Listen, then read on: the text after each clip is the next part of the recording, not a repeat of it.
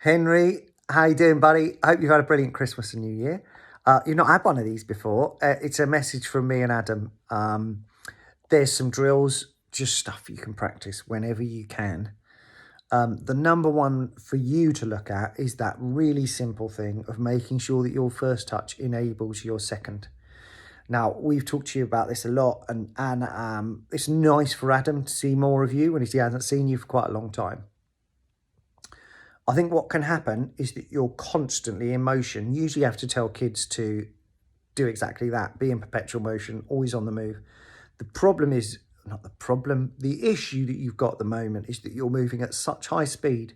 When you take your first touch, your only real option is to take another touch, maybe two. So it's almost like you're constantly in this position where you've got to dribble, you've got to dribble, you've got to dribble. And what we'd really love is for you to slow things down a bit. Get that first touch so it's out your feet and you've got the option, yes, if you want to dribble, and you can, that's there.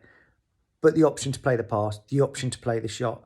It's a relentless drill, just getting someone to whack a ball at you the whole time and just constantly get good at accepting the ball on different parts of your foot and moving out of that space under your feet. Sometimes you can just, it's brilliant, your attitude to want to run. I saw it so much at AFC All, but that next thing is to really have a clear idea of what you're going to do before you receive the ball. And more often than not, I would say a professional footballer, even the ones who dribble a lot and play on the wing, less than 6% of the time are they going to run with the ball. That's just high level football.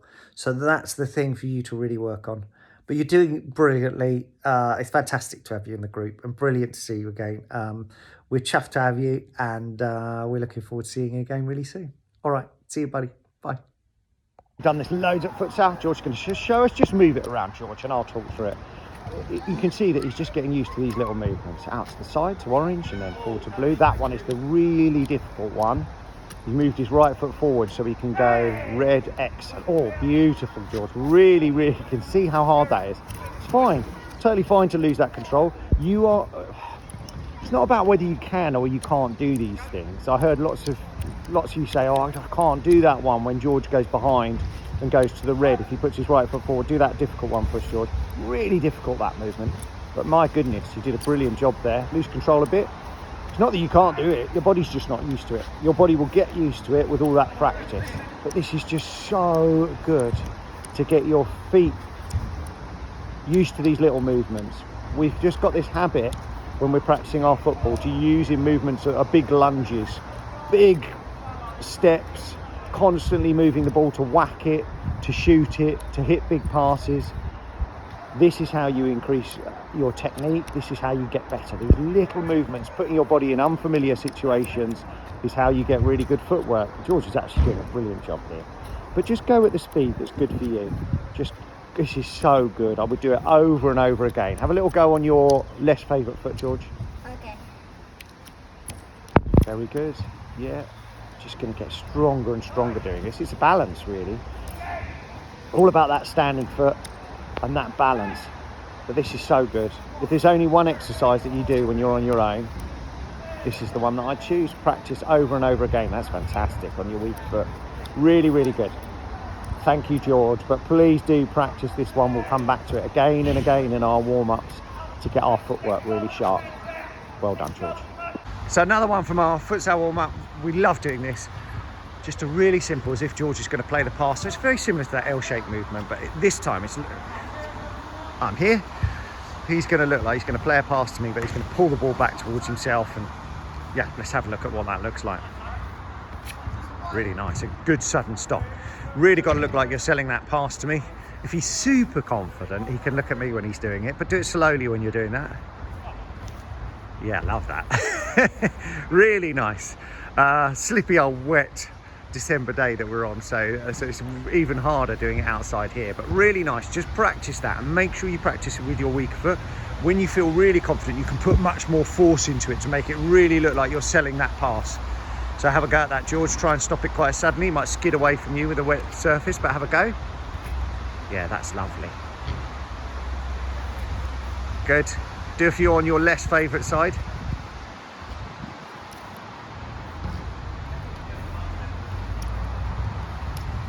Now, can you do it so it looks like you're going to play to me and then you're going to move away? So you look like you're going to play a pass to me and then you're going to take the ball away, dribble it away.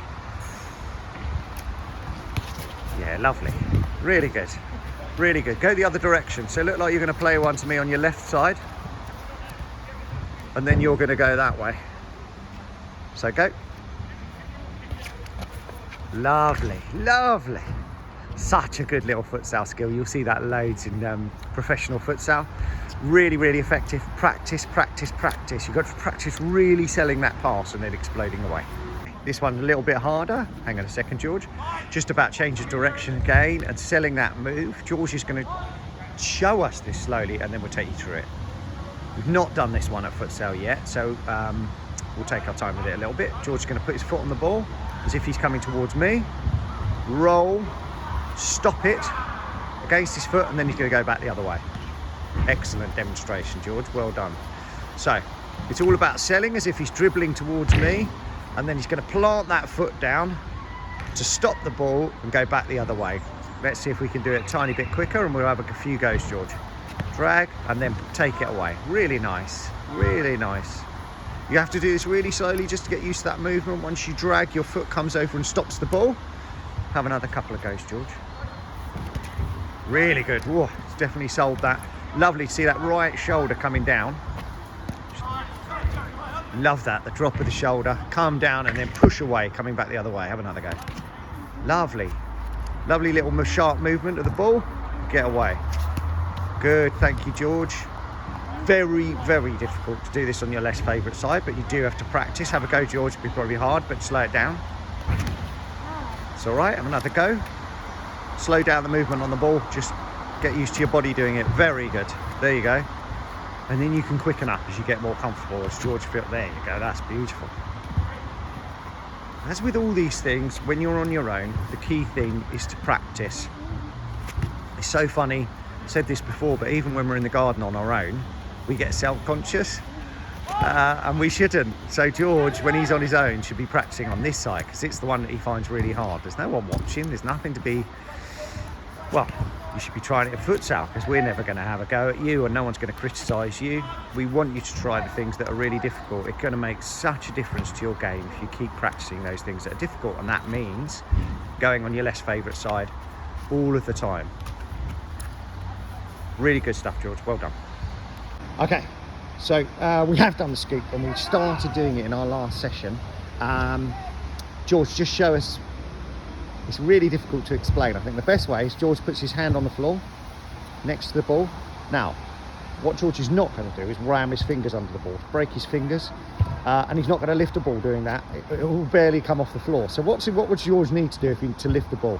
He's got to put his fingers slowly under the ball, curl them, and then lift the ball up. Not going to hurt his fingers, and he gets a lovely little bit of lift on that ball.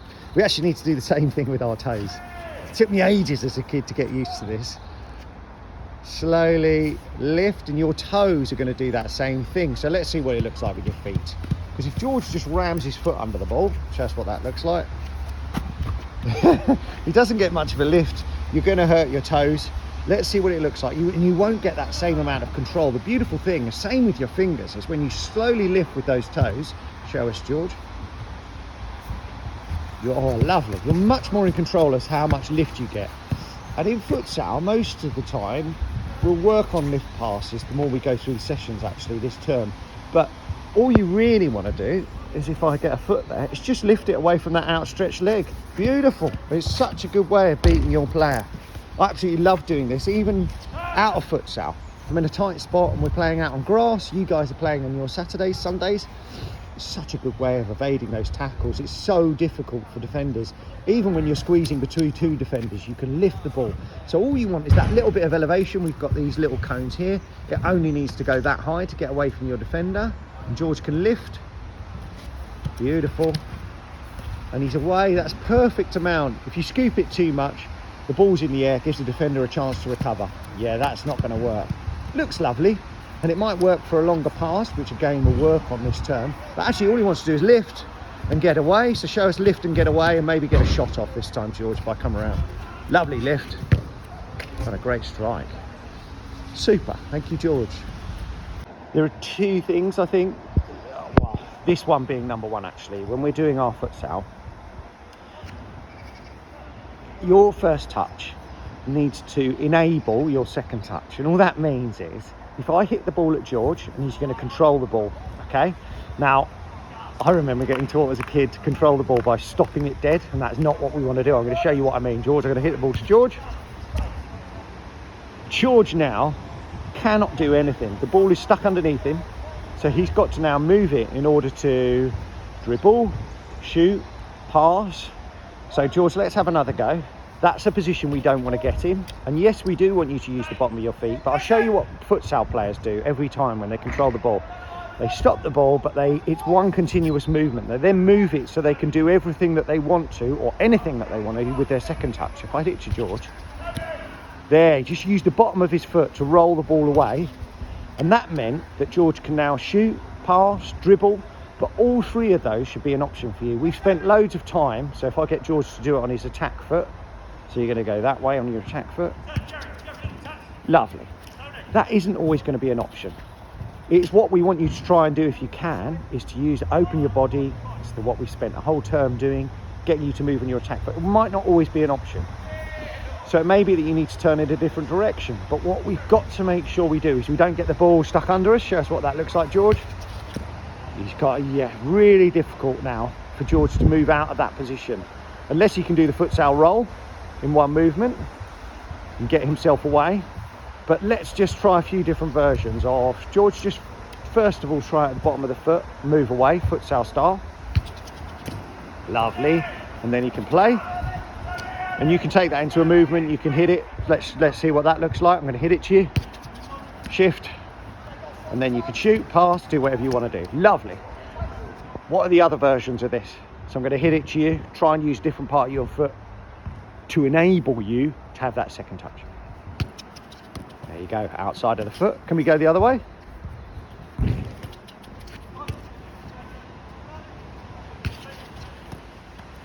Good, a little bit stuck under you. Let's get that one out of your feet. The key thing, George, come here a minute.